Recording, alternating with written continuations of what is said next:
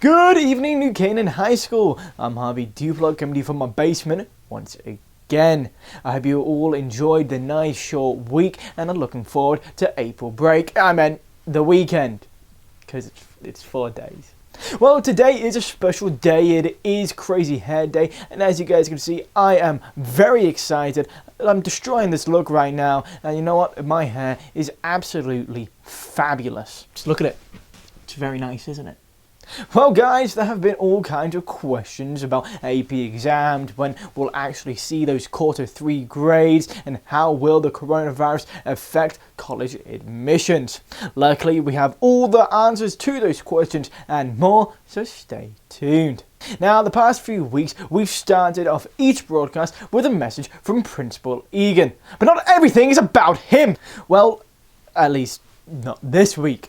His mates, get it? Mates, because I'm British. His mates, Miss Carrero, Mr. Rothman and Mr. Sullivan, all work tirelessly around the clock each and every day to make sure that the NCHS is the best that it can be. And with this week being National Assistant Principals Week, we have a few students who wanted to give them a special thank you. Assistant Principals Week. We love you, Miss Carrero, Mr. Rothman, and Mr. Sullivan. We are so grateful for all the work you do and miss you all. You guys do so much for us day in, day out. You make us feel so welcome. Thank you so much for all your hard work. I am so grateful. I hope you're staying safe and healthy during this time, and I hope to see you soon. I hope everyone is having a safe and healthy quarantine, and I hope to see my great administration staff soon. We miss you guys. Thank you for everything you guys do to make NCHS the best it can be. We don't know what we'd do without you. Thank you guys, and thank you again, Miss Carrero, Mr. Rothman and Mr. Sullivan, for always being our biggest supporters and our #1 fans. Now, before we get into the news, I have a quick PSA for you all, in the form of, get this, a regular news story. Let's go! Now, due to the ongoing pandemic that is both very real and very serious, New Canaan was forced to close their parks last week to help keep the social interaction to a minimum. However, cops in town have been patrolling public parks and are still finding people using them. Now, this needs to stop because next week is predicted to be the peak of the virus, or as the Surgeon General of America has called it, a Pearl Harbor moment.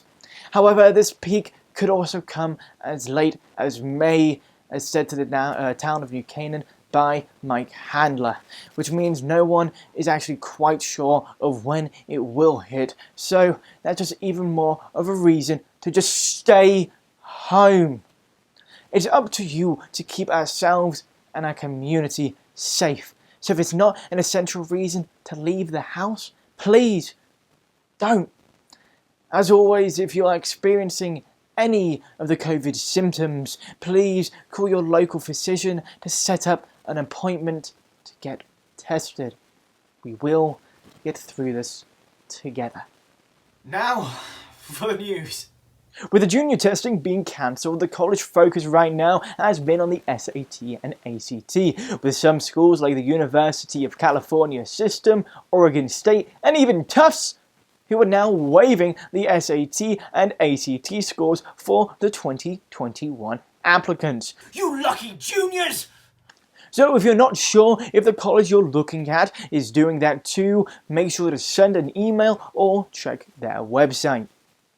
As for seniors, you should have all heard back from all of your colleges by now, and now it's time to make a choice. Normally, college decisions are due May 1st, however, with everything going on right now, this year is obviously different. Some colleges have pushed back their decision deadline to June 1st, but others are dead set on keeping it as May 1st, so if you're not sure, make sure to email the college admissions team.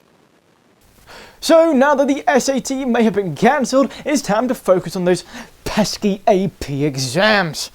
Right now, AP exams will be taken at home, but if school does reopen, they'll be taken at NCHS instead.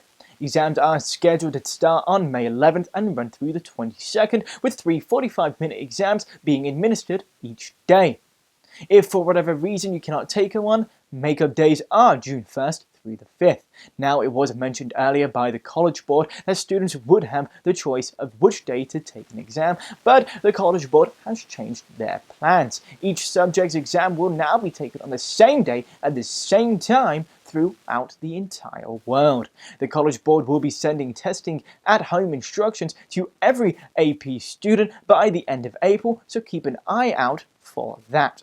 And for those of you who have changed your mind about taking the exam and would like to cancel, you must go to the total registration site, and keep in mind you'll have the option to cancel an exam up until May the 1st. You might want to talk to your parents first. Now, with the quarter ending today, this weekend is also the perfect time to make sure you turned in all of your assignments. Mr. Sabowski, please check your email for something that was due in January that I just turned in the other day. Just to make it clear for everyone that the third quarter will be graded the same way as second quarter, so if you don't turn in an assignment, you will get a 0. Now that everything seems to be falling into place, at least on the school sides of things, I wonder if our spring athletes have found out any information regarding the spring season. I really hope they did, but the good news is we have Ian Nicholas standing by to fill us in on the latest. Ian? Well, Harv, before I fill you in on our sports news, what's more important to me right now is nailing Crazy Hair Day. Now, if you can see right here, I've been trying to pull off this mustache, and it's kind of growing in, but I don't really think it's working right now. It's not that crazy, but it's about as crazy as it gets for me hair-wise. And then we got this hair up top here. It's just not long enough to pull into a man bun like Harvey did last week. But what I can give you, NCHS, are some crazy bowl cut photos of me before high school. Here are a few beauties that you can take a good long look at while you can, because I am never showing these again to anyone. So let's stop talking about the hair and start talking about the sports. I'm Ian Nicholas, and this is your Rams Sports Report. Now, Harvey, to answer your question, it seems like we'll be getting an answer, a decision rather, on whether we're going back to school sometime today or tomorrow. The NC Sports Board was involved in a meeting with Connecticut Governor Ned Lamont on Tuesday, and during this meeting, a conclusion was made that there could be 3 potential outcomes to not just the spring sports season, but when we return to school as well. So let's go over those 3 scenarios. The first outcome is simple. If the state decides that we can go back to school on April 20th, the season will remain a full one and begin officially 10 days after we return. Now, if school is delayed for an extended period of time, but not canceled entirely, there would still be a spring sports season, which I gotta say is pretty exciting. So if we return to school later this month, or even sometime next month, there would still be sports. However, it would be a shortened season, again starting back up 10 days after we return.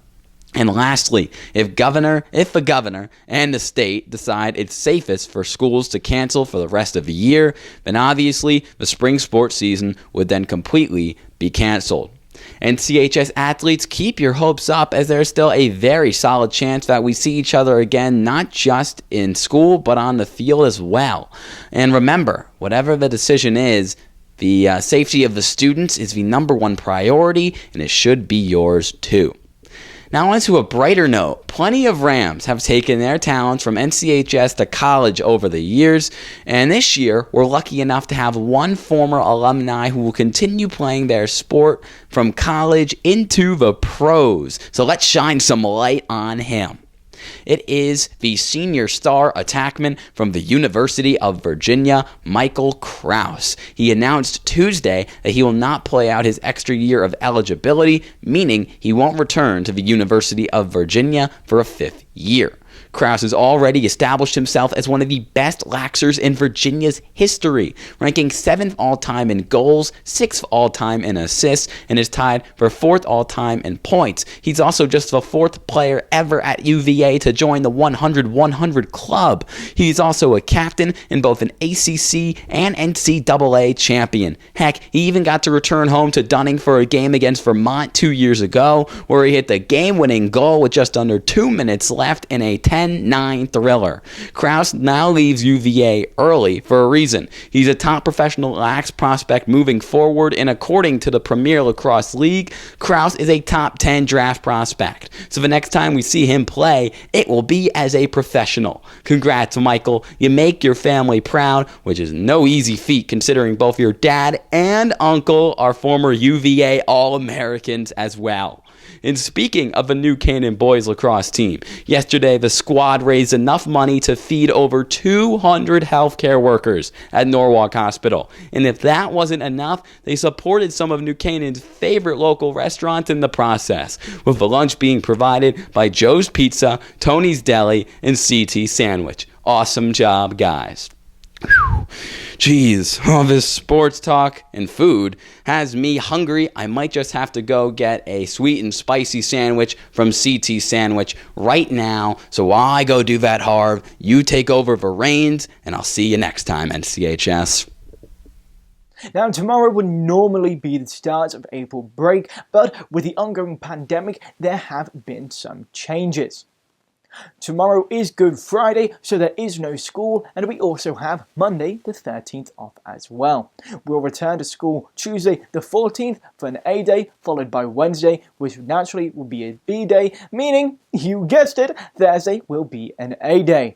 Thankfully, those 3 days of school will lead to another long weekend. We'll have that on Friday the 17th as well, before we come back to school, or should I say, log back onto school on Monday, April the 20th.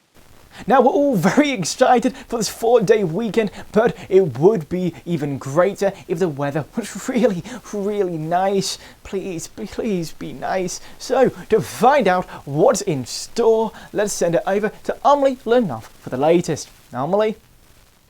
Thanks, Harvey, and nice hair.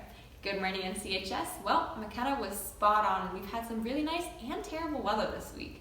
This weekend is looking to be a bit better, however, but not by much. What's up, New Canaan High School? I'm Amelie Lenoff here to give you this weekend's weather. We woke up this morning with gray, rainy skies and temps in the low 40s, which will rise into the low 50s as the day continues. Unfortunately, it looks like the rain will last throughout the day, so while I don't expect many of you to get outside, if you do, make sure to pack an umbrella. Good Friday for some won't mean good weather. It's going to be similar to today temperature-wise, but thankfully, no rain. Temps will range from a low in the high 30s to a high in the 40s, and those clouds from Thursday are going to stick around for another day. Thankfully, this weekend is going to look sunnier and warmer. Saturday is going to have temps ranging from the low 40s to the low 50s, and only a couple of Friday's clouds will stick around. But the best day of the weekend will be Sunday. Not a cloud in the sky and temps in the high 50s. Sunday will be the day to get outside and have some fun in the sun. It's also Easter, so if you celebrate, it's going to be a good day to get outside and have an Easter egg hunt in your backyard. And don't forget, we also have Monday off, so let's take a look. While we'll see the highest temps of the week with highs in the mid-60s, unfortunately it will be accompanied by some rain throughout the day. So maybe Monday won't be the best day to get outside. Instead, maybe try some of those tips Alex gave us last week for activities to keep you busy. Well guys, I know I'm going to be doing my classwork outside next week to enjoy the weather, and I think you guys definitely should too. That's all from me, NCHS. Stay safe, have a great long weekend, and happy Passover, happy Easter, and happy Palm Sunday to those who celebrate a week later. Thanks, Amelie. Now, before we go, we would like to wish a very happy birthday to Heather Dorothy. Congratulations! You get this birthday shout out all to yourself.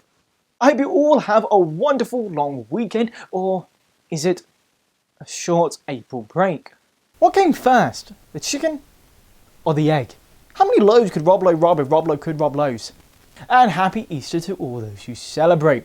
Don't forget to check out episode 3 of our Rams Revealed podcast, where Ian Nicholas and Cortland Parra spoke to PE and health teacher Chris Silvestri, who's also the NC Football's defensive coordinator and associate head coach. And for all of those who haven't already, please like and subscribe to our YouTube channel, and also give us a follow on Twitter and on Instagram at NCTV78 while you're at it. This has been Harvey Duplock, and we leave you now with another movie review from AJ Boyd. And also, we won't have a broadcast next week due to the short week.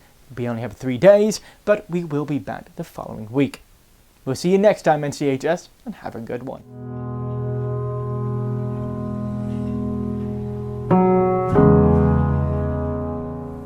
The Way Back, not to be confused with The Way Back or the other Way Back film that came out in 2010, is a sports drama film directed by Gavin O'Connor and is produced by the Warner Brothers Pictures.